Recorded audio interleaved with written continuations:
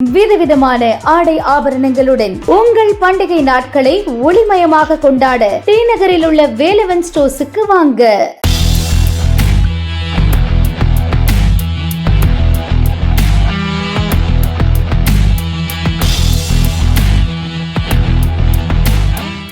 போட்டி சட்டங்களை தொடர்ந்து மீறும் நிறுவனங்கள் மீது அபராதம் விதிப்பதற்கான வழிகாட்டுதல்களை கடுமையாக அமல்படுத்த வேண்டும் என பார்லிமென்ட் குழு வலியுறுத்தியுள்ளது.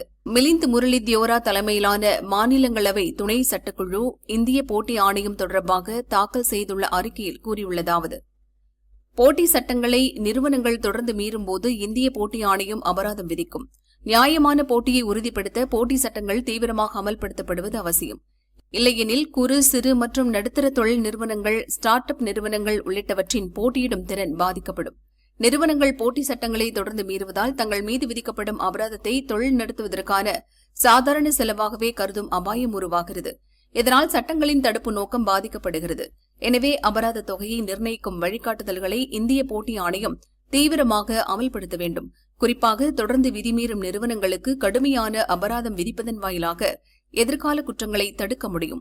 உறுதிமொழி, சமரசம், விற்றுமுதல் அல்லது வருவாய் அடிப்படையில் அபராதம் நிர்ணயித்தல் உள்ளிட்ட இந்திய போட்டி ஆணையத்தின் பல்வேறு விதிமுறைகளையும் குழு ஆய்வு செய்துள்ளது. மேலும் கார்ப்பரேட் நிறுவன விவகாரங்கள் அமைச்சகமும் இந்திய போட்டி ஆணையமும் போட்டி சட்டங்களின் ஒழுங்குமுறை அமைப்பை குறிப்பிட்ட கால இடைவெளியில் மறு ஆய்வு செய்ய வேண்டும். உலகளாவிய சிறந்த நடைமுறைகளுக்கு ஏற்ப அவற்றை அவ்வப்போது புதுப்பிக்க வேண்டும் என்று அதில் தெரிவிக்கப்பட்டுள்ளது.